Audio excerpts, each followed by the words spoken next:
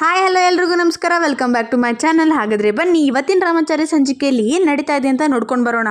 ಇತ್ತ ಮನೆಯಲ್ಲಿ ವೈಶಾಖ ಹೊರಗಳಿಗೆ ಆಗಿದೆ ಅಂತ ಕೇಳಿಸ್ಕೊಂಡು ಎಲ್ಲರೂ ಶಾಕ್ ಆಗ್ತಾರೆ. ಆಗ ಸ್ವಲ್ಪ ಇರಿ, ಯಾಕೆ ಎಷ್ಟು ಅವಸರ ಮಾಡ್ತೀರಿ, ಈ ಚಾರುಗಂತೂ ಸ್ವಲ್ಪ ಸಮಾಧಾನ ಅನ್ನೋದೇ ಇಲ್ಲ, ಪಟ ಪಟ ಪ್ರಶ್ನೆ ಮೇಲೆ ಪ್ರಶ್ನೆ ಕೇಳ್ತಾನೆ ಇರ್ತಾಳೆ ಅಂತ ಹೇಳ್ತಾಳೆ.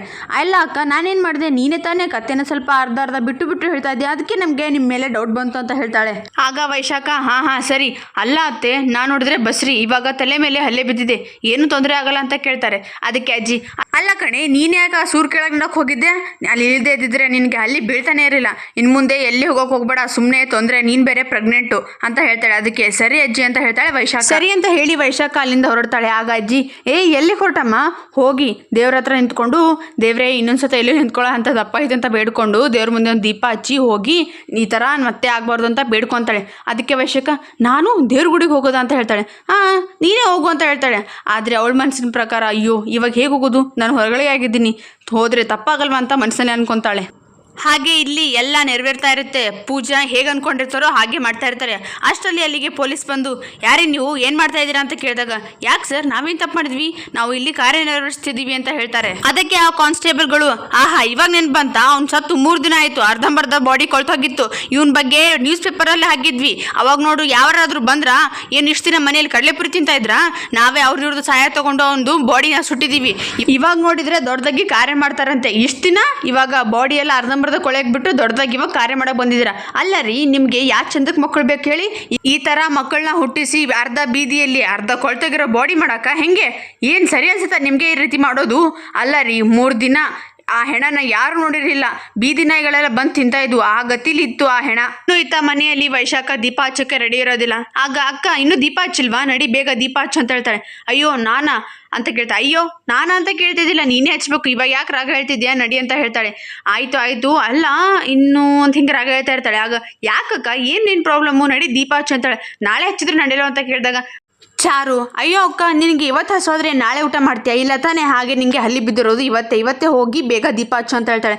ಅಲ್ಲ ಚಾರು, ಅಲ್ಲಿ ಅಡುಗೆ ಮನೆಯಲ್ಲಿ ಎಷ್ಟೊಂದು ಪಾತ್ರೆ ಇದ್ದಾವೆ, ತಿಕ್ಕಬೇಕು, ಹೋಗ್ತೀನಿ ಅಂತ ಹೇಳ್ತಾಳೆ. ಅಯ್ಯೋ ಈಗ ನಾನಿಲ್ವಾ, ಅದೆಲ್ಲ ಕೆಲಸ ನಾನು ಮಾಡ್ತೀನಿ ಅಂತ. ಅಯ್ಯೋ ನೀನು ಮಾಡಬೇಡ ಚಾರು, ನೀನು ದೊಡ್ಡ ಮನೆ ಹುಡುಗಿ, ಇವಾಗ ನೋಡಿದ್ದೆಲ್ಲ ಕೆಲಸ ಮಾಡೋದು ಸರಿ ಅನ್ಸಲ್ಲ ಅಕ್ಕ, ಅದು ಅವಾಗ ಇವಾಗಲ್ಲ, ಈಗ ಅರ್ಧಕ್ಕರ್ಧ ಜವಾಬ್ದಾರಿ ಎಲ್ಲ ನಾನೇ ಹೊಡ್ಸ್ಕೊಂಡಿದ್ದೀನಿ, ಇನ್ನು ನೀನು ಗರ್ಭಿಣಿ ಅಂತ ಗೊತ್ತಾದ್ಮೇಲೆ ಪೂರ್ತಿ ಕೆಲಸ ನಾನೇ ಮಾಡ್ತೀನಿ, ನೀವು ಅದ್ರ ಬಗ್ಗೆ ಚಿಂತೆ ಮಾಡಬೇಡಿ, ನಡಿ ನೀನು ಮೊದಲು ಹೋಗಿ ದೀಪ ಹಚ್ಚು ಅಂತ. ಆಗ ವೈಶಾಖ ಮನಸ್ಸಿನಲ್ಲಿ, ಅಯ್ಯೋ ದೇವ್ರೆ ಏನು ಮಾಡೋದು, ಈಗ ಇವಳು ಮಾತ್ರ ನಾನು ಬಿಡೋ ಹಾಗೆ ಕಾಣ್ತಾ ಇಲ್ಲ, ಬೇತಾಳ ಥರ ಬೆನ್ನು ಹತ್ತಿದ್ದಾಳೆ, ಈಗ ಏನಾದರೂ ಮಾಡಿದ್ರಿಂದ ತಪ್ಪಿಸ್ಕೋಬೇಕಲ್ಲ, ಏನು ಮಾಡಲಿ ಅಂತ ಯೋಚನೆ ಮಾಡ್ತಿರ್ತಾಳೆ. ಆಗ ಚಾರು, ಅಕ್ಕ ನೋಡಿ ಎಷ್ಟು ಸೋಮಾರಿ ಆಗಿದೆಯಾ, ಗರ್ಭಿಣಿ ಆದಾಗಿಂದ ಏನು ಕೆಲಸ ಮಾಡಿದಿಲ್ಲಲ್ಲ, ಅದಕ್ಕೆ ಈಗ ದೀಪ ಹಚ್ಚೋಕ್ಕೂ ಸೋಮಾರಿತನ ನಿನಗೆ. ಸರಿ ನಡಿ, ನಾನೇ ನಿನಗೆ ದೇವ್ರ ಕೊನೆಗೆ ಕರ್ಕೊಂಡು ಹೋಗಿ ದೀಪ ಹಚ್ಚಿಸ್ತೀನಿ ಅಂತ ಹೇಳಿ ಅವಳು ಕೈ ಹಿಡಿದು ಕರ್ಕೊಂಡು ಹೋಗ್ತಾಳೆ. ಅಯ್ಯೋ ಏನು ಮಾಡಬೇಕು ಅಂತ ಯೋಚನೆ ಮಾಡ್ತಾ ಅಂಥೇಳಿ ಯೋಚನೆ ಮಾಡಿ ಪಟ್ ಅಂತ ಅಲ್ಲಿಂದ ಕೆಳ ಬಿದ್ದುಬಿಡ್ತಾಳೆ.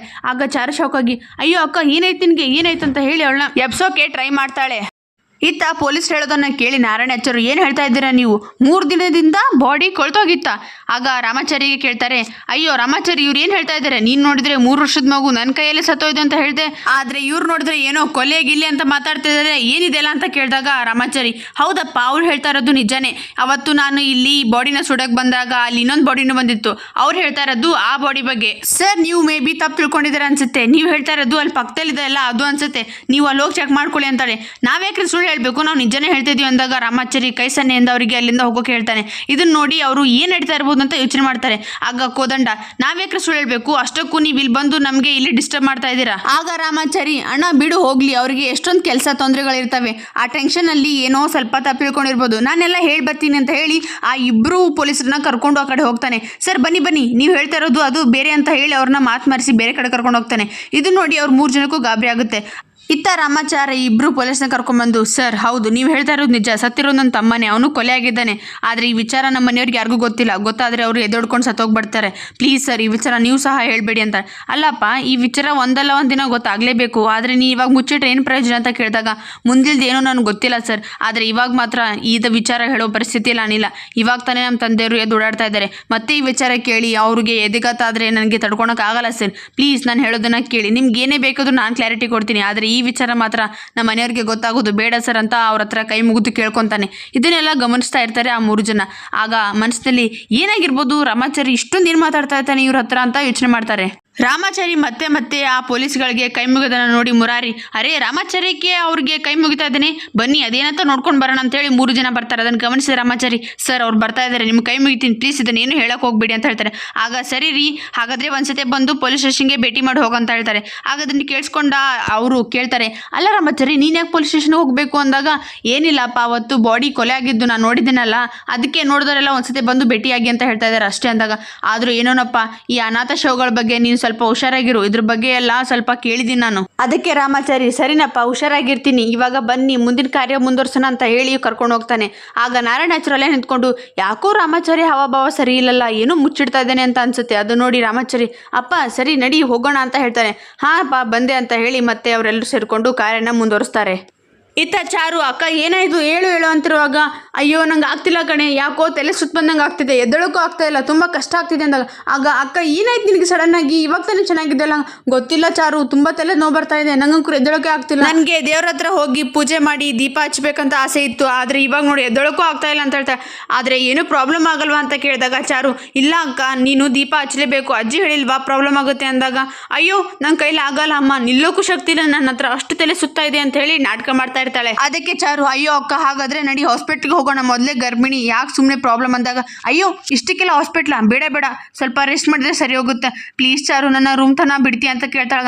ಹಾ ಅಕ್ಕ ಸರಿ ನಡಿ ಅಂತ ಹೇಳ್ತಾಳೆ. ಮತ್ತೆ ದೇವ್ರ ಗುಡಿ ನೋಡಿ, ಅಯ್ಯೋ ನನಗೆ ದೇವ್ರ ರೂಮ್ ನೋಡ್ತಾ ಇದ್ರೆ ಹೊಟ್ಟೆ ಉರಿತಾ ಇದೆ ಕಣೆ, ದೇವರಿಗೆ ದೀಪ ಹಚ್ಚೋಕ್ಕಾಗಿಲ್ಲ ಅಂದಾಗ, ಅಕ್ಕ ನೀನ್ಯಾಕೆ ಬೇಜಾರು ಮಾಡ್ಕೊತೀಯ, ನಾನು ಈ ಮನೆ ಸೊಸೆ ಇದ್ದಾಗೆ ನಿನ್ನ ಬದಲು ನಾನೇ ಹಚ್ತೀನಿ, ಸರಿ ನಡಿ ನಿನಗೆ ರೂಮ್ಗೆ ರೆಸ್ಟ್ ಮಾಡೋಕ್ಕೆ ಬಿಟ್ಟು ಬರ್ತೀನಿ ಹೇಳಿ ಅವಳನ್ನ ಕರ್ಕೊಂಡು ಹೋಗ್ತಿರ್ತಾಳೆ. ಆಗ ಚಾರು ಮನಸ್ಸಿನಲ್ಲಿ ಯಾಕೋ ಏನೋ ಮಿಸ್ ಹೊಡಿತಾ ಇದೆ, ಅಕ್ಕ ನಾಟಕ ಮಾಡ್ತಾ ಇದ್ದಾಳೆ ಅಂತ ಅನ್ನಿಸ್ತಾ ಇದೆ ಅಂತ ಮನಸ್ಸಲ್ಲಿ ಅನ್ಕೊಳ್ತಾಳೆ. ಆಗ ವೈಶಾಖ ಮುಖನೇ ಸ್ವಲ್ಪ ದಿಟ್ಟಿಸಿ ನೋಡ್ತಾ ಇರ್ತಾಳೆ. ಅದಕ್ಕೆ ವೈಶಾಖ, ಯಾಕೆ ಏನಾಯ್ತು ಚಾರು, ಯಾಕೆ ಹೀಗೆ ನೋಡ್ತಾ ಇದೆಯಾ ಅಂದಮೇಲೆ, ಏನಿಲ್ಲ ಅಕ್ಕ ಎಷ್ಟು ಸ್ವರ್ಗೋಗಿದೆಯಲ್ಲ ಅಂತ ನೋಡ್ತಾ ಇದ್ದೀನಿ ಅಷ್ಟೇ ಅಂತ.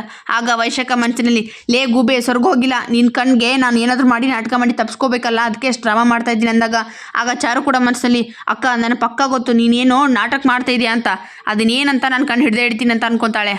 ಎಲ್ಲ ಕಾರ್ಯ ಮುಗಿದ ಮೇಲೆ ಅಸ್ಥಿನ ಪಶ್ಚಿಮವಾಗಿ ಬಿಟ್ಟು ಬರಬೇಕು ಅಂತ ಹೇಳ್ತಾನೆ ರಾಮಾಚಾರಿ. ಅಲ್ಲ ಕಣೋ ನೀನು ಹೇಳ್ದಾಗೆ ಎಲ್ಲ ಮಾಡಿದ್ವಿ, ಇವಾಗ ನೋಡಿದ್ರೆ ಇದನ್ನು ಮತ್ತೆ ಪಶ್ಚಿಮವಾಗಿನೇ ಬಿಡಬೇಕಂತ ಹೇಳ್ತಾ ಇದೆಯಲ್ಲ ಅಂತಾರೆ. ಅಲ್ಲ ಎಲ್ಲ ನನಗೋಸ್ಕರ ಇಷ್ಟೆಲ್ಲ ಮಾಡಿದ್ರೆ ಕೊನೆದಾಗಿ ಇದೊಂದು ಮಾಡಿ ಅಂದಾಗ, ಸರಿ ನಡಿ ಅದನ್ನಾದ್ರೂ ಮುಗಿಸ್ಬರೋಣ ಅಂತ ಹೇಳಿದಾಗ, ಇವಾಗ ಬೇಡ ಅದಕ್ಕೊಂದು ದಿನ ಇದೆ ಅದನ್ನು ಮಾಡೇ ಮಾಡೋಣ ಅಂತ ಹೇಳ್ತಾನೆ. ಆಗ ಅದೊಂದು ದಿನನ ಅದ್ಯಾವುದು ಅಂತ ಕೇಳಿದಾಗ ರಾಮಾಚಾರಿ ಮನಸ್ಸಿನಲ್ಲಿ ಅಂದ್ಕೊಳ್ತಾನೆ, ಕಿಟ್ಟಿ ಸಾವಿಗೆ ಯಾರ್ಯಾರು ಕಾರಣ ಆಗಿದ್ದಾರೋ ಅವ್ರನ್ನೆಲ್ಲ ಮಟ್ಟ ಹಾಕಿದ ಮೇಲೆ ಈ ಬೂದಿನ ಹೋಗಿ ನಾನು ಗಂಗಾಗೆ ಬಿಡೋದು, ಅಲ್ಲಿವರೆಗೂ ಇದನ್ನು ಹಾಗೆ ಇಡ್ತೀನಿ. ಇನ್ನು ಇತ್ತ ಚಾರುಗೆ ಅವ್ರ ಅಕ್ಕನ ಮೇಲೆ ಹೆವಿ ಡೌಟ್ ಬರ್ತಾ ಇದೆ. ಅಲ್ಲ ಅಷ್ಟಕ್ಕೂ ಅಕ್ಕಗೆ ಏನಾಗಿದೆ, ವಿಚಿತ್ರವಾಗಿ ಆಡ್ತಾ ಇದ್ದಾಳಲ್ಲ, ಇವತ್ತು ನೋಡಿದ್ರೆ ಎರಡು ಸತಿ ತಲೆ ಸ್ನಾನ ಮಾಡಿ ಬಂದ್ಲು, ಅಷ್ಟೇ ಅಲ್ಲದೆ ದೇವ್ರಿಗೆ ಪೂಜೆ ಮಾಡು ಅಂತಂದರೆ ತಲೆ ಚಕ್ರ ಬಂದು ನಾಟಕ ಮಾಡ್ತಾ ಇದ್ದಾಳೆ. ಅಕ್ಕ ಏನು ಡಬಲ್ ಗೇಮ್ ಮಾಡ್ತಾ ಇದ್ದಾಳೆ, ಅದೇನಂತರ ನಾನು ಕಣ್ಣು ಹಿಡಿಲೇಬೇಕು ಅಂತ ಯೋಚನೆ ಮಾಡಿಕೊಂಡು ರೂಮಲ್ಲಿ ಆ ಕಡೆ ಈ ಕಡೆ ಓಡಾಡ್ತಾ ಇರ್ತಾಳೆ. ಆಗ ಹೊರಗಡೆ ಹೋಗಿ ಕ್ಯಾಲೆಂಡರ್ ತೊಗೊಂಡು ಇವತ್ತು ಡೇಟು ಜೂನ್ 30, ಹಾಗೆ ಎಲ್ಲ ಕ್ಯಾಲೆಂಡರ್ ಮಂತ್ಗಳನ್ನ ಹಿಂದೆ ಹಾಕ್ತಾ ಮೇ 30, ಏಪ್ರಿಲ್ 30, ಮಾರ್ಚ್ 30, ಅಂದರೆ ಇವತ್ತು ಅಕ್ಕಂದು ಸೈಕಲ್ ಡೇ. ಅಂದರೆ ಅಕ್ಕ ಸುಳ್ಳು ಹೇಳ್ತಾ ಇದ್ದಾಳೆ, ನಮ್ಮಿಂದ ಏನೋ ಮುಚ್ಚಾಡ್ತಾ ಇದ್ದಾಳೆ, ಇದು ಎಲ್ಲರೂ ಎಮೋಷನ್ ಜೊತೆ ಆಟ ಆಡ್ತಾ ಇದ್ದಾಳೆ ಅನಿಸ್ತಾ ಇದೆ ನಂಗೆ ಯಾಕೋ. ಅಕ್ಕ ಮನೆಯವ್ರು ಎಲ್ಲರ ಜೊತೆ ಕಣ್ಣ ಮುಚ್ಚಲೆ ಆಟ ಆಡ್ತಾ ಇದ್ದಾಳೆ. ಅಲ್ಲ ಅಷ್ಟಕ್ಕೂ ಈ ಸುಳ್ಳು ನಾಟಕ ಎಲ್ಲ ಯಾಕೆ, ಏನು ರೀಸನ್ ಇರ್ಬೋದು, ಅದೇನಾದರೂ ಪರವಾಗಿಲ್ಲ, ಈ ನಾಟಕದಿಂದ ರೀಸನ್ ಏನು ಅಂತ ನಾನು ತಿಳ್ಕೊಲೇಬೇಕು, ಅಕ್ಕಂದು ಮುಖವಾಡ ಬಯಲು ಮಾಡಲೇಬೇಕು ಅಂತ ಅಲ್ಲೇ ಯೋಚನೆ ಮಾಡ್ಕೊತ ನಿಲ್ತಾಳೆ. ಈಗ ಎಲ್ಲ ಕಾರ್ಯನ ಮುಗಿಸ್ಕೊಂಡು ಮನೆಗೆ ಎಲ್ಲರೂ ವಾಪಸ್ ಬರ್ತಾರೆ. ಆಗ ಅಜ್ಜಿ ಎಲ್ಲ ಕಾರ್ಯ ಮುಗೀತಾ ಅಂದಾಗ, ಹಾಂ ಮುಗೀತು, ಇನ್ನೇನಿದ್ರು ಅಸ್ಥಿನ ಗಂಗೆ ನದಿಯಲ್ಲಿ ಬಿಟ್ಟು ಬರಬೇಕು ಅಂತಾನೆ. ಅಯ್ಯೋ ಅಷ್ಟಕ್ಕೂ ಅವ್ರ ಮನೇಲಿ ಯಾರೂ ಇಲ್ವಾ ಅಂದಾಗ, ಇಲ್ಲ ಅವ್ರ ಅಪ್ಪ ಅಮ್ಮ ಅಷ್ಟೇ, ಇವಾಗ ನೋಡಿದ್ರೆ ಅವರು ಆ ಗಂಭೀರ ಸ್ಥಿತಿಯಲ್ಲಿದ್ದಾರೆ, ಅದಕ್ಕೆ ನಮ್ಮ ರಾಮಾಚಾರಿ ನಾವೇ ಬಿಟ್ಟು ಬರೋಣ ಅಂತ ನಿರ್ಧಾರ ಮಾಡಿದ್ದಾನೆ. ಅಷ್ಟಕ್ಕೂ ನಮ್ಮ ರಾಮಾಚಾರಿ ಮನಸ್ಸಿಗೆ ಇಷ್ಟೊಂದು ಹಚ್ಕೊಂಡಿದ್ದಾನೆ, ಆ ಪಾಪುದು ಜೀವ ತನ್ನ ಕೈಯಲ್ಲೇ ಹೋಯ್ತಲ್ಲ, ಹಾಗಾಗಿ ಕೊನೆ ಕಾರ್ಯ ಕೂಡ ಅವನೇ ಮಾಡ್ತೀನಿ ಅಂತ ಹೇಳಿದ್ದಾನೆ ಅಂತಾಳೆ. ಆದರೆ ಈತ ಚಾರು ಅಕ್ಕ ಮೋಸ ಮಾಡ್ತಾ ಇದ್ದಾಳೆ ಅನ್ನೋ ಯೋಚನೆಯಲ್ಲೇ ಇರ್ತಾಳೆ. ಆಗ ಗರ್ಭಿಣಿ ಇದ್ದಾಗ ತಮ್ಮ ಪಲ್ಸ್ ರೇಟ್ ಚೆಕ್ ಮಾಡಿದರೆ ಡಬಲ್ ಆಗಿ ಕೇಳಿಸುತ್ತಂತೆ, ಒಂದ್ಸತಿ ಚೆಕ್ ಮಾಡಿ ನೋಡ್ಲಾ ಅಂತ ಯೋಚನೆ ಮಾಡ್ತಾ ಇರ್ತಾಳೆ. ಆಗ ವೈಶಾಖ ಕೇಳ್ತಾಳೆ, ಅಲ್ಲ ಅದು ಯಾರೋ 3 ವರ್ಷದ ಮಗು ಸತ್ತೋಗಿದೆ ಅಂತ ನೀವೆಲ್ಲ ಇಷ್ಟ್ಯಾಕೆ ಮಾಡ್ತಾ ಇದ್ದೀರಾ ಅಂದಾಗ, ಅದೇನಾದರೂ ಪರವಾಗಿಲ್ಲ, ರಾಮಾಚಾರಿ ತುಂಬ ಮನಸ್ಸಿಗೆ ಹಚ್ಕೊಂಡಿದ್ದಾನೆ, ಅದನ್ನು ಏನಾದರೂ ಮಾಡಿ ನಾವೇ ಪೂರ್ತಿ ಮಾಡಬೇಕಂದಾಗ ವೈಶಾಖ ಮನಸ್ಸಿನಲ್ಲಿ, ಅಲ್ಲ ಇದು ಯಾವುದೋ 3 ವರ್ಷದ ಮಗು ಸತ್ತೋಗಿದ್ದಕ್ಕೆ ಇಷ್ಟು ಮಾಡ್ತಾ ಇದ್ದಾನೆ, ಇನ್ನೇನಾದರೂ ಕಿಟ್ಟಿ ಸತ್ತೋಗಿದ್ದಾನೆ ಅಂದರೆ ಅಷ್ಟೇ ಗತಿ, ಅಪ್ಪ ಆದಷ್ಟು ಬೇಗ ಆ ವಿಷಯ ಗೊತ್ತಾಗಲಿ, ಇವರು ವಿಲ ಒದ್ದಾಡೋದನ್ನು ನಾನು ನೋಡಿ ಖುಷಿ ಪಡಬೇಕು. ಅವಳು ಈ ರೀತಿ ಮನಸ್ಸಿನಲ್ಲಿ ಯೋಚನೆ ಮಾಡ್ತಿರುವಾಗ ಚಾರು ಮೇಲೆ ಬಂದು ಅವಳ ಕೈ ಹಿಡಿದು ಪಲ್ಸ್ ರೇಟ್ ಚೆಕ್ ಮಾಡೋಕ್ಕೆ ಸ್ಟಾರ್ಟ್ ಮಾಡ್ತಾಳೆ. ಆಗ ಏನಾಯಿತು ಅಂತ ಕೇಳಿದಾಗ, ಏನಿಲ್ಲಕ್ಕ, ನೀನು ಹಾಕ್ಕೊಂಡಿರೋ ಬಳೆ ತುಂಬ ಚೆನ್ನಾಗಿದೆ, ಎಲ್ಲಿ ತೊಗೊಂಡೆ ಅಂತ ಕೇಳಿದಾಗ ಆಗ ಶ್ರುತಿ ಹೇಳ್ತಾಳೆ, ಅಯ್ಯೋ ಅದಕ್ಕೆ ಇದೇನು ಕೇಳ್ತಾ ಇದ್ದೀರಾ, ಬೆಳಗ್ಗಿಂದ ಅದಕ್ಕೆ ಅದೇ ಬಳೆ ಹಾಕಿದ್ದೀರಾ? ಹೌದಾ, ನಾನು ಗಮನಿಸ್ಲಿರ್ಲಿಲ್ಲ, ಆದರೆ ತುಂಬ ಚೆನ್ನಾಗಿದೆ ಅಂತ ಹೇಳ್ತಾಳೆ. ಆಗ ಕೋದಂಡ, ಸರಿ ಸರಿ ಇವಾಗ ಹೋಗಿ ಸ್ವಲ್ಪ ನೀರು ತೊಗೊಂಬ ವೈಶಾಖ ರಾಮಾಚಾರಿಗೆ ಅಂತ ಹೇಳ್ತಾನೆ. ತರ್ತೀನಿ ಅಂತ ಅವಳು ಒಳಗೆ ಹೋಗ್ಬಿಡ್ತಾಳೆ. ಆಗ ಚಾರು, ಅಯ್ಯೋ ಮಿಸ್ ಆಯಿತು, ನೆಕ್ಸ್ಟ್ ಟೈಮ್ ಮಾತ್ರ ಬಿಡಬಾರ್ದು ಅಂತಿರುವಾಗ ಇತ್ತ ಅಜ್ಜಿ ರಾಮಾಚಾರಿ ಸ್ವಲ್ಪ ಸಪ್ಪೆ ಇರೋದನ್ನು ಗಮನಿಸ್ತಾಳೆ. ಅಲ್ಲ ರಾಮಾಚಾರಿ, ನೀನು ಹೇಳ್ದಾಗೆ ಎಲ್ಲ ಕಾರ್ಯನ ಮಾಡಿದ್ದೀವಿ, ಇವಾಗಾದ್ರೂ ಸ್ವಲ್ಪ ತೃಪ್ತಿಯಿಂದ ಇರೋ ಅಂದಾಗ ಅವಾಗ ರಾಮಾಚಾರಿ ಮನಸ್ಸಿನಲ್ಲಿ ತೃಪ್ತಿ ಆಗೋ ಕೆಲಸ ನಾನು ಮಾಡಿ ಬಂದಿಲ್ಲ, ನಮಗಿಂತ ಚಿಕ್ಕವರಾದವ್ರು ಕಾರ್ಯ ಮಾಡಬಾರ್ದು, ಎಷ್ಟು ಸಂಕಟದ ಕಷ್ಟ ಇದು, ಯಾವ ಶತ್ರುಗೂ ಬೇಡ ಅಂತ ಮನಸ್ಸಿನಲ್ಲಿ ಅಂದ್ಕೊಳ್ತಾನೆ. ಆಗ ನಾರಾಯಣಾಚಾರು, ರಾಮಾಚಾರಿ ಯಾಕೋ ಎಷ್ಟು ಬೇಜಾರಾಗಿದೆ, ಇಷ್ಟೆಲ್ಲ ಮಾಡಿದ ಮೇಲೂ ನಿನ್ನ ಮನಸ್ಸಿಗೆ ನೆಮ್ಮದಿ ತೃಪ್ತಿ ಇಲ್ಲ ಅಂದರೆ ಸರಿ ನಡಿ, ಅವರಪ್ಪ ಅಮ್ಮಗೆ ಭೇಟಿ ಆಗೋಣ, ಆದ ವಿಷಯನೆಲ್ಲ ಹೇಳೋಣ, ಅವಾಗಾದ್ರೂ ಸ್ವಲ್ಪ ನೀನು ಸಮಾಧಾನಾಗಿ ಇರ್ತೀಯ ಅಂತ ಹೇಳ್ತಾನೆ. ಆಗ ರಾಮಾಚಾರಿ ಅದಕ್ಕೇನು ಉತ್ತರ ಕೊಡದೆ ತಲೆ ಅಲ್ಲಾಡ್ಸುತ್ತಾ ಮನೆಯೊಳಗೆ ಹೋಗ್ಬಿಡ್ತಾನೆ. ಇದು ನೋಡಿ ಅಲ್ಲಿ ನಿಂತವರೆಲ್ಲ ಗಾಬರಿ ಆಗ್ತಾರೆ. ಅಯ್ಯೋ ಏನಪ್ಪ ರಾಮಾಚಾರಿ ಇನ್ನೂ ಸಮಾಧಾನ ಆಗಿಲ್ವಲ್ಲ, ಅದೇನಾಗಿರ್ಬೋದು ಅಂತ ಎಲ್ರಿಗೂ ಆತಂಕ ಸ್ಟಾರ್ಟ್ ಆಗುತ್ತೆ. ಹಾಗಾದರೆ ನಾಳಿನ ಸಂಚಿಕೆಯಲ್ಲಿ ಏನಾಗ್ಬೋದು ಇದನ್ನೆಲ್ಲ ನೀವು ತಿಳ್ಕೊಬೇಕಂತಂದರೆ ನಾಳೆ ಸಂಚಿಕೆವರೆಗೂ ವೇಟ್ ಮಾಡಬೇಕು. And please like, share, comment and subscribe ಮಾಡೋದನ್ನು ಮರಿಬೇಡಿ. And thank you for watching.